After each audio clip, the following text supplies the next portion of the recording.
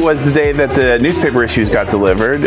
So we went ahead and put them into the box on campus so that the students each can get a chance to pick up an issue anytime they want. Oh, there she is.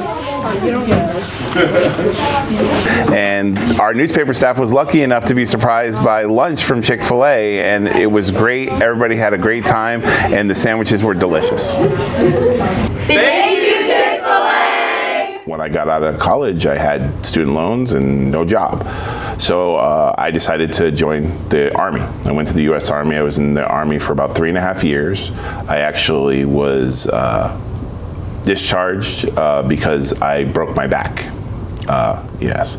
So when I got out, I got a job because I had a degree, so I got a job doing some secretarial, administrative type work. But a friend of mine knew that I had a background in journalism from school, and asked if I wanted to write as a stringer, which is like a correspondent for the Times, and if I wanted to write a couple stories. And I said, sure. When they read my work, they were like, how are you not in this business? And I said, well, I didn't really know how to get into this business. And they said, well, we want you to be in this business, so if you want to work for us. I'm like, oh, of course, that's what I want to do. So the funny thing is I just didn't realize at the time how little you get paid being in that business. Probably around, I want to say around 2016, 2017, they were cutting a lot of people from the newspaper. They were paying less. They were putting us on breaks for unpaid leave during the summers and things like that. And my wife, she was a teacher. She had been a teacher since, I think, 2012, 11 or 12. And she's a phenomenal teacher. She teaches English language arts here, and she was teaching at Fox Chapel Middle School. And I was coaching with her on the side whenever I got the chance, because I love to coach. And so we were coaching volleyball and basketball and everything. And she just said, why don't you just become a teacher? And I said, no, that's never going to happen. You're insane. I'm the wrong person to become a teacher. And she says, you like coaching? I said, coaching is different. That's voluntary.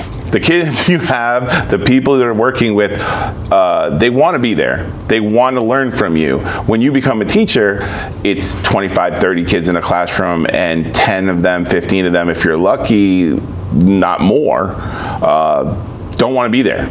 So basically, you're trying to force them to learn things they don't want to learn from you. And that's the biggest difference in being a coach and being a teacher. So, but when push came to shove, the money just wasn't good enough in journalism, and I said, well, if I'm going to do this, I want to do it right. I went back to school. I'm in the process of getting my master's right now. I'm one class away. And I've been working here as a teacher now. This is my 5th year. I did world geography at first. World history at first. And then I brought up the point that there was no school newspaper at Powell Middle School, which was astounding to me because everywhere I'd gone growing up, there was always a school newspaper. And that was what led me to my love, my passion for journalism, even though, it was a marriage for me because I loved sports my whole life. But at the same time, I loved writing and connecting with people the way journalism allows you to do. Journalism started here. Before I became principal, it was something that Mr. LaRiviere and Mr. Dye kind of worked together on, and it has just evolved. It's become an amazing class that kids really love to be in, and they're doing wonderful things in there. Well, we have 4 sports articles, which is a softball preview, flag football, and boys basketball. And then we have a feature for cheer going right now. So they all do the writing, and then for the sports, and then I'll look over and edit all of them. Well, we have mostly a 4-week period, so we try to only use 3 of the weeks, so then our last week we can give to the layout to lay out all the designs. So our first week we normally get interviews and start our articles. The second week we do rough drafts, and then the third week I check over all of them. We have the photo department, and right now we are looking at some pictures to edit because yesterday we went into chorus pictures. And then we have to communicate with layout to see what they need at the time to put in. We're working on starting our articles, doing the layout of them, some interviews if we can. So for my article, I'm going to be trying to figure out who is running our glow dance for this year. And then once it actually happens, I will be interviewing students who attend. My function is editor, so when they have questions, they can come ask me, or if they need help with writing first articles and just editing them overall. Yeah, right now I'm writing the chorus and ensemble performance. Yeah, I get everything from photos, sports, news, and features, and we put them all in the newspaper. And basically, layout is like when we get all the articles and all of the photos, we take them and we kind of like make them fit into little boxes inside of the issue. And we come up with headlines and captions, and we edit the articles to make them fit in certain spots for the newspaper. Like when I first joined layout, it was one of the hardest things ever, and everything was so confusing. Like I never understood anything. It took me about 4 issues in, which we're in the 5th issue. It took me about 4 issues in to finally understand how it all works. So even if you feel like you're about to give up, don't. When I grow up, I want to be an anesthesiologist, which I know isn't very related to this class, but there are certain aspects that I know is important from this class I'm going to use in my future careers. Like this class is allowing me to gain teamwork, and I'm going to need that for my future career. And this also gives me the ability to communicate with people and make decisions, which I personally think is very important, because you're going to need to be able to make decisions like that when you're working. I work as a features writer with my editor, Kendra. As a features writer, what we do is we just talk about things that are going on throughout the school. So like news, they do certain activities, certain events, and features, we usually write about electives, maybe new teachers. Isabella Valherdy is doing a feature on Miss Young, the dance instructor who got into the car accident. It's really, really rough, and she's going through rehab and things like that, but she agreed to let us do a feature on her. So we're really excited about that. Hi, Miss Young. Hi. Hi, I'm here with Isabella Valherdy, and she's the reporter for the newspaper that is going to do the interview and write the story. Okay. She's the one that was elected school president for the SGA a couple months ago, like last month or a couple months ago. Oh, wow. Yeah. Congratulations, Isabella. Thank you. You're welcome. So she has tons she wants to talk to you about, so I'm going to go ahead and just let her go, okay? I didn't have the honor of being your student, but I can tell you that I have admired you just by witnessing this amazing dance performances that have been held in the school. Isabella, that's really sweet of you to say. You've been such an important part to this community by encouraging all these people who have the desire to dance and encouraging them to pursue their dance dreams. Thank you, Isabella. Growing up, believe it or not, my old dance teacher told me I was never going to be able to pursue dance as a career. I just wasn't good enough. So I'll try to make a long story short. So I went to USF. I didn't start off as a dance major. I started off a business major, and then I hated it.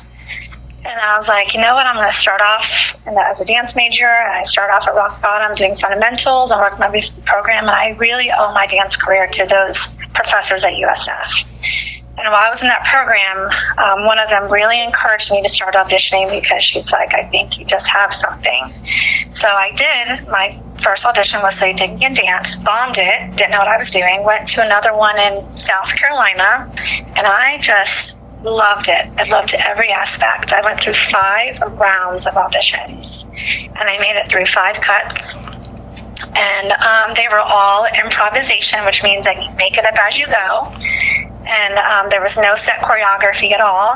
And then the last audition I did was on the stage, and it was like a circle. And we improvised again and got to a little bit of choreography at that time. And then that was the last audition that I ended up doing. And that's where I got cut. But I made it through 5 rounds. I was on the stage in front of cameras, in front of the producers. And then I also had a private interview with the producer's wife, which was Nigel. His wife's name was Bonnie. So I wanted to interject here real fast. It is so obvious why you have that never give up attitude and you want to push those on your kids, because you saying things like, my dance teacher when I was little didn't think I could be in dance, and then like I failed but always, you know, get back up and try again, and it works out. Like, that's such an awesome like way of weathering the storm that you are getting across to kids who a lot of times don't know how important that is. So I just want to thank you because just hearing that story makes me feel real good about like everything that I try to teach too as a coach, you know. With everything I just heard, I have the utmost faith in you. If anybody can do this and come out better on the other side, it's someone like you, and I really appreciate everything you've done. We love you, Serena. I just want you to know that, and we look forward to seeing you.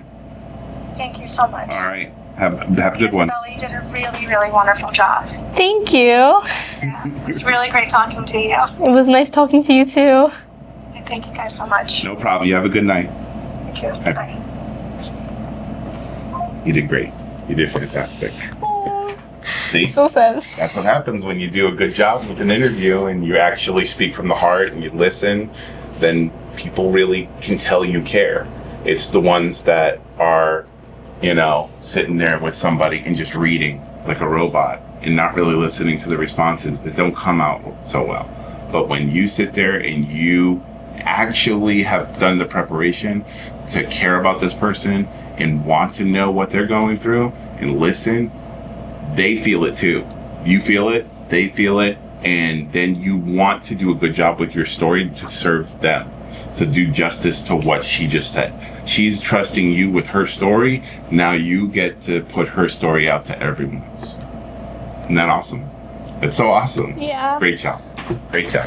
I've always looked at doing a newspaper the same way that I felt like the newspaper ran in real life. I wanted these kids to get that experience, to understand that they couldn't all come to me like they do with other classes. I'm not the solve all, you know. I don't know how to do this, Mr. Luria. What should I do? What should I do with this? I'm here to answer some questions and give guidance, but we work through a system where we have an editor-in-chief who is a student, who is in charge of the newspaper.